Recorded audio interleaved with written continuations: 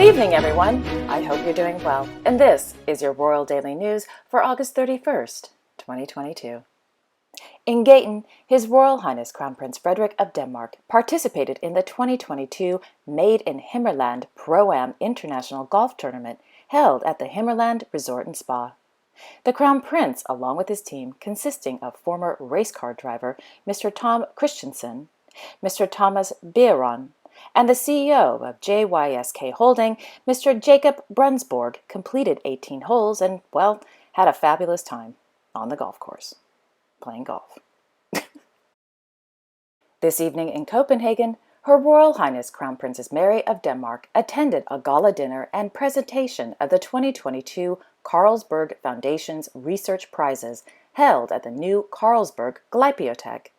The objective of the Carlsberg Foundation Research Prizes is to acknowledge 2 active researchers in Denmark or abroad who have made crucial contributions to basic research at a high international level.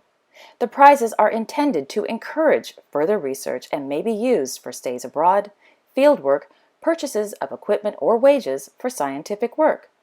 Each of the 1 million Danish krone prize comprises a personal gift of 250,000 Danish krone and 750,000 Danish krone to support a research project. The winners of the 2022 Carlsberg Foundation's Research Prizes went to 2 international powerhouses in the natural sciences and the humanities. Ice core researcher and physicist Ms. Dorothy Dahl Jensen, and semiotician and historian of ideas Mr. Frederik Stenjunfeldt. Meanwhile, Her Majesty Queen Margrethe II of Denmark continued her late summer cruise aboard the royal yacht Dannebrog.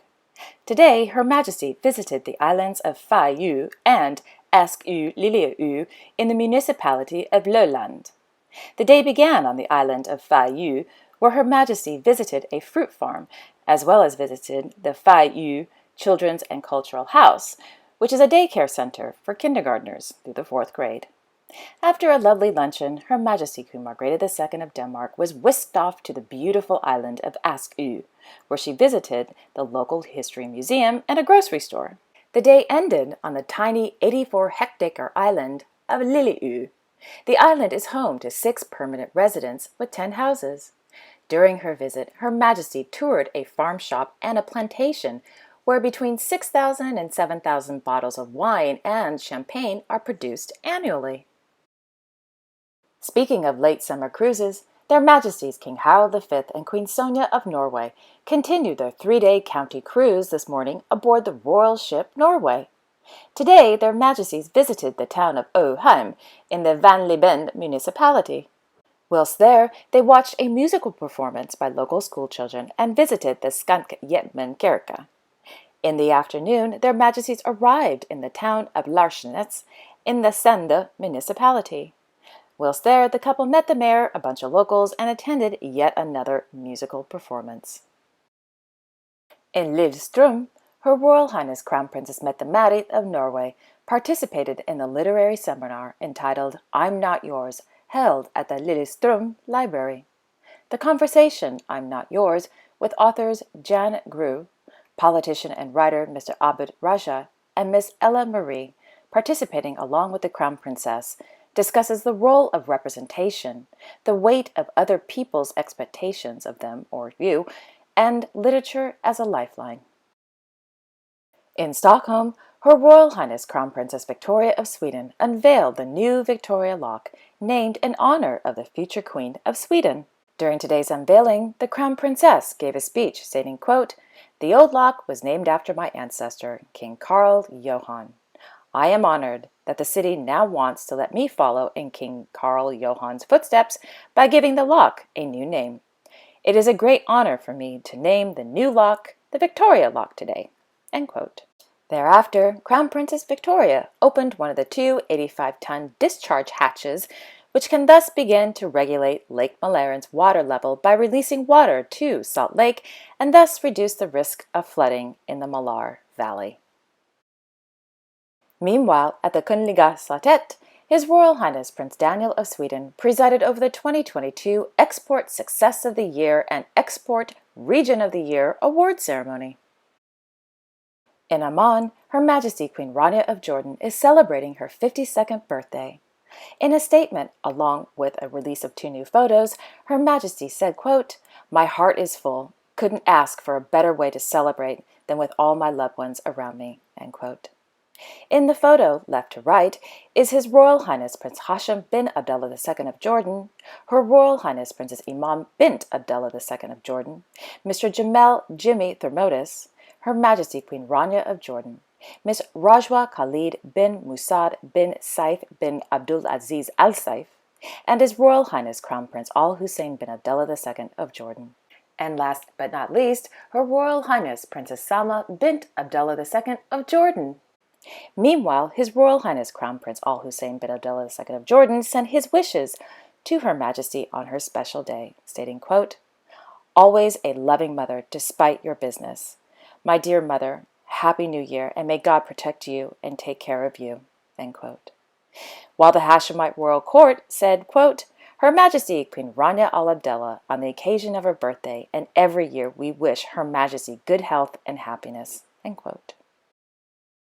In the late afternoon in Amman, His Royal Highness Crown Prince Al Hussein bin Abdullah II of Jordan presided over a meeting regarding the latest developments in the National Cyber Security Program. During the meeting, the Crown Prince stressed the importance of developing a cybersecurity system to enhance the protection of official and private institutions within the kingdom. In Den Haag, His Majesty King Willem-Alexander of the Netherlands received credentials from newly appointed ambassadors at the Palais Noordeinde. The newly appointed ambassadors are the ambassador from the Republic of Chile, His Excellency Jaime Valenzuela, the ambassador from the Republic of Kenya, Her Excellency Margrethe Shava, and the ambassador from Kuwait, His Excellency Ali Ahmad Ibrahim Al-Dafiri. Thereafter, His Majesty, accompanied by the State Secretary for Justice and Security, Mr. Eric Vanderberg, visited the Central Agency for the Reception of Asylum Seekers. During today's visit, His Majesty and the State Secretary met with employees of the COA, whereupon they were informed about the current situation in the reception center and the experiences of the COA employees. Thereafter, His Majesty held a meeting with local police and immigration officers, as well as representatives from the Dutch Red Cross and Doctors Without Borders. Yesterday afternoon in Port Hercule, His Serene Highness Prince Albert II of Monaco, accompanied by his nephew, Mr. Pierre Casaraghi, visited the Ocean X's research vessel, Ocean Explorer. The visit celebrated the long-standing partnership between the Fondation Prince Albert II de Monaco and Ocean X organizations to support and further ocean research, education, outreach, and conservation. During their private visit, the Sovereign Prince and Mr. Casaraghi had the pleasure of meeting with the crew, as well as touring the ship. And finally, on this day in royal history, in 1997, Diana, Princess of Wales, died in a car accident in Paris. In 2013, His Highness Prince Rahim Aga Khan and model Kendra Spears were married at Chateau de Bellerive in Switzerland. Upon her marriage, Miss Spears became known as Her Highness Princess Salwa Aga Khan. And there you have it. Thank you all so much for watching. I really appreciate it. I will be back tomorrow on Thursday, September 1st with all the latest royal news. And once again, it's going to be a very busy day. So until then, I wish you all a wonderful evening and a great day tomorrow. Okay, take care everyone. I'll see you all tomorrow. Bye-bye.